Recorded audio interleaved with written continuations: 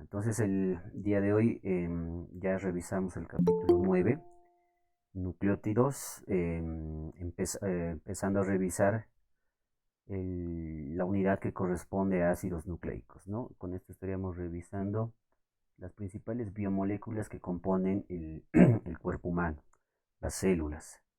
Bien, no se van a olvidar proteínas, carbohidratos, lípidos y ácidos nucleicos. Los ácidos nucleicos son igual macromoléculas, es decir, estructuras grandes, estructuras complejas, pero que están conformadas por unidades simples, ¿no? Lo mismo que ocurría con las demás biomoléculas. En este caso, los ácidos nucleicos están conformados por nucleótidos. Los nucleótidos llegan a ser entonces las unidades estructurales básicas de los ácidos nucleicos. Pero como vamos a revisar también, llevan adelante otras funciones también de importancia para la célula, para el organismo. Funciones biológicas. Generar energía. Los nucleótidos pueden tener este tipo de estructura, ¿no? Tres componentes químicos identificados. Una base nitrogenada, un monosacárido y un grupo fosfato. Entonces la parte estructural componente de los nucleótidos que es capaz de generar energía es este monosacárido. Bien, este monosacárido entonces puede por diferentes rutas metabólicas generar energía si así lo requiriera la célula, el organismo. Forma parte de compuestos complejos, NADs, NADP, FAT. Estructuras semejantes a estas pueden llegar a conformar moléculas de mucha importancia para la célula. Son vitaminas o formas activas de vitaminas del complejo B.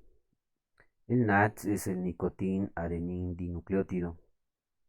El NADP, nicotin adenin dinucleótido fosfato. Y el FAT es el flavin adenin dinucleótido.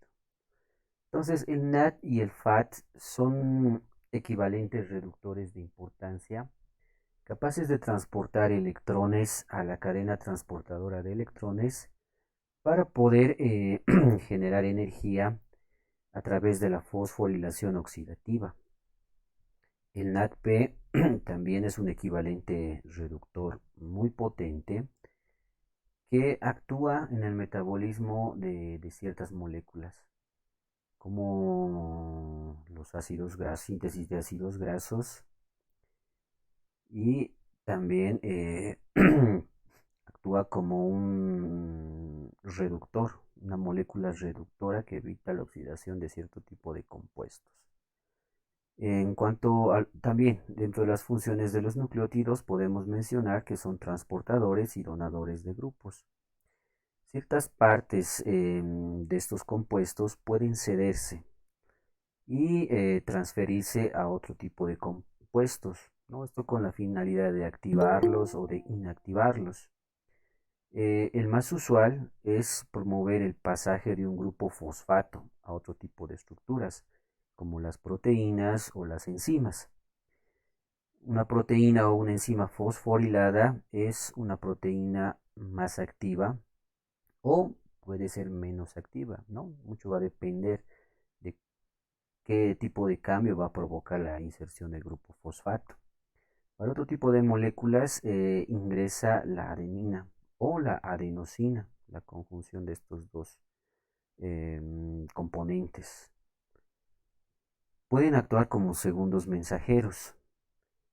Acá tenemos dos ejemplos importantes, el AMP cíclico y el GMP cíclico. AMP significa adenosin monofosfato y GMP guanosin monofosfato. Entonces, estos segundos mensajeros, estas dos moléculas de naturaleza nucleotídica, envían las señales que transmiten ciertas hormonas de naturaleza hidrofílica que que al no poder pasar la barrera, o perdón, al no poder, claro, atravesar la membrana celular, se unen a receptores y la unión a estos receptores promueve que se generen estos segundos mensajeros y estos sean los que van a transmitir la señal que lleva la hormona. Portadores de energía química.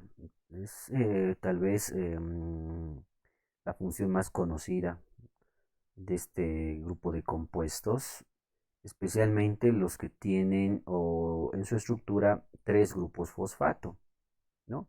Los nucleótidos trifosfato, ya que ese nivel de los fosfatos es donde se puede almacenar la energía química proveniente de las reacciones. Entonces nosotros mencionamos, ¿no?, que la energía que se genera en las diferentes rutas metabólicas celulares se almacenan bajo la forma de ATP, adenosintrifosfato, y el ATP es un nucleótido. Pero específicamente hablando, esa energía la va a almacenar a este nivel. Ya más adelante les voy a mostrar la estructura del ATP y ahí podrán ustedes ver a qué nivel se almacena esta energía y cómo se libera. Unidades estructurales de los ácidos nucleicos, ¿no? La primera función que ya les había mencionado. Estas unidades van a dar origen a estructuras más complejas, estructuras más grandes, conocidas como ácidos nucleicos. Dos importantes: el DNA o ácido desoxirribonucleico y el RNA o ácido ribonucleico. Entonces, para entender a los nucleótidos, tenemos que estudiarlos componente por componente. Bien, el primer componente importante de un nucleótido es la base nitrogenada. Existen dos tipos de bases nitrogenadas: pirimidinas y purinas. Las pirimidinas reciben este denominativo ya que se asemejan a esta estructura que tenemos en pantalla, un heterociclo de 6 puntas, ¿no?, con 2 nitrógenos en lugar de carbonos en las posiciones 1 y 3. En realidad esta estructura se denomina pirimidina, ¿no? Y la numeración va en sentido de las agujas del reloj, empezando por acá abajo. Nitrógeno 1, 2, 3, 4, 5, 6. Entonces, la semejanza estructural de los compuestos que vamos a describir hace que los denominemos de forma general como pirimidinas. Hay tres importantes: uracilo, timina y citosina. Ahí tienen sus diferencias estructurales, siendo tal vez la timina la que tiene un grupo metilo que la distingue de las otras dos, ¿no? Y en el uracilo y citosina podemos ver grupos cetonas y por acá un grupo amino, ¿no? La timina igual, cetonas y el grupo metilo. Entonces, acá hay que mencionar que el uracilo y la citosina están presentes solamente en el RNA, ácido ribonucleico. En cambio, la timina y la citosina están presentes exclusivamente en el DNA, ácido desoxirribonucleico. Luego tenemos el segundo grupo importante, purinas. Las purinas reciben este denominativo porque se asemejan a esta estructura denominada purina, que es un heterociclo, ¿no? Poliheterociclo, ya que está conformado por dos anillos cíclicos, uno de 6 puntas y otro de 5, ¿no? Hetero porque también están presentes ahí nitrógenos en lugar de carbonos y la numeración empieza como lo tienen descrito en pantalla, ¿no?, en un sentido contrario a las agujas del reloj: 1, 2, 3, 4, 5, 6, 7, 8 y este nitrógeno sería el 9. Tenemos dos estructuras importantes que se asemejan a la purina, la adenina y la guanina. Sus diferencias estructurales lo pueden ver en pantalla, ¿no? Ambos están presentes tanto en el DNA como el RNA.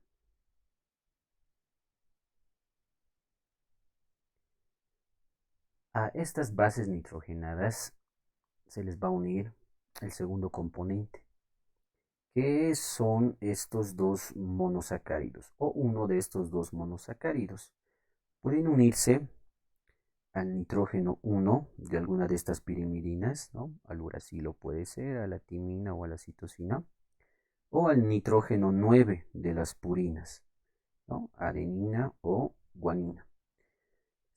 La unión se lleva adelante por un enlace covalente denominado enlace N-glucosídico. Y mediante este enlace se une una pentosa, es decir, un monosacárido de 5 átomos de carbono, ¿no? Como ustedes lo pueden observar.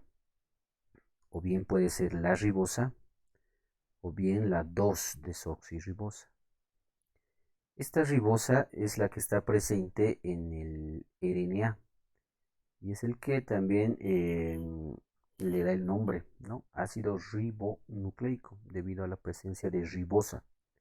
En cambio, el DNA contiene este otro monosacárido, que es también el que le da el nombre, ¿no?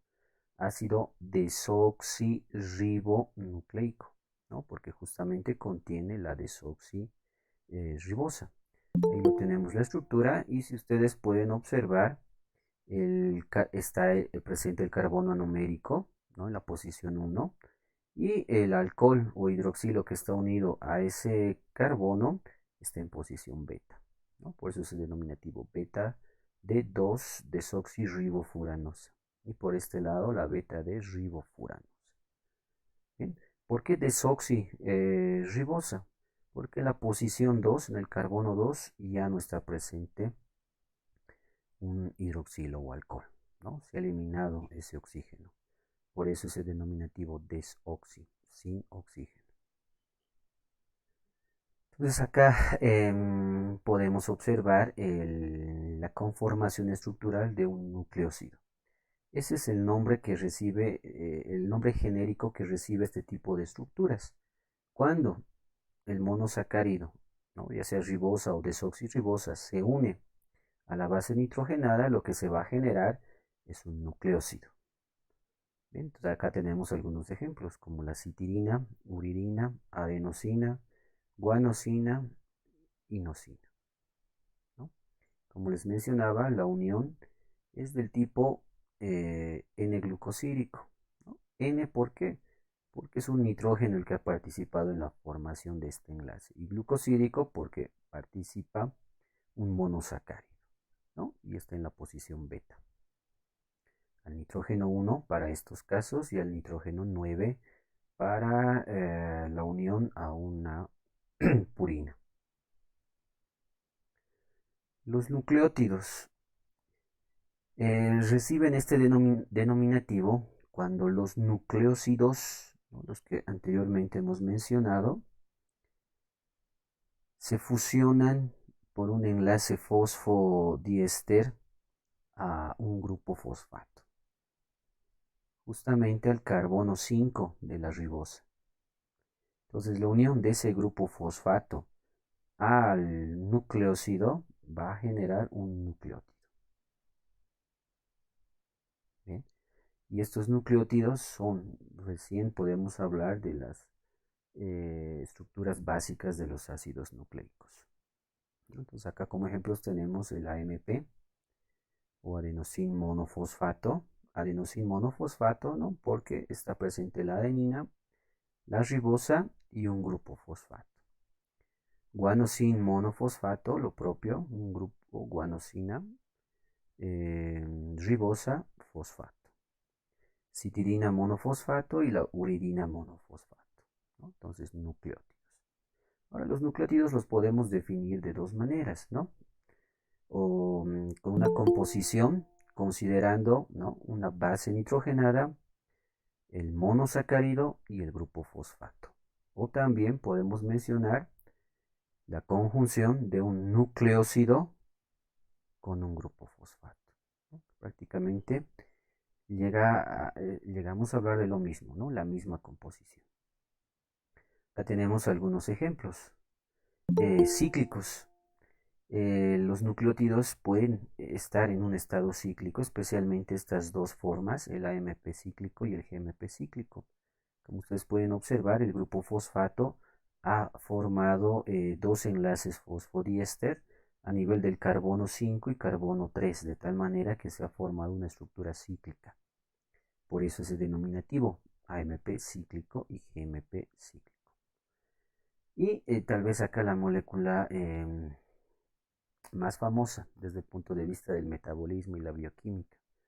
Siempre que le hablábamos y comentábamos que en la célula se generaba energía, mencionábamos, ¿no?, que ésta se almacenaba bajo la forma de ATP.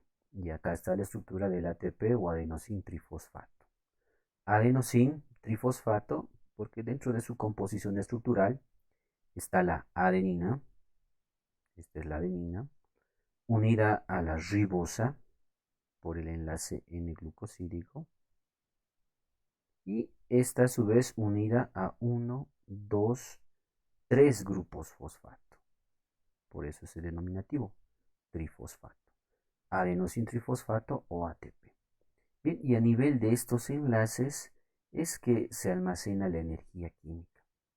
La energía química entonces va a generar estos enlaces en trifosfato. Y cuando la célula requiere esa energía, la libera rompiendo estos enlaces. Y estos enlaces solamente se pueden romper con actividad enzimática. Entonces llegan aquí enzimas denominadas ATPasas, que lo que van a hacer es romper este enlace o romper este enlace.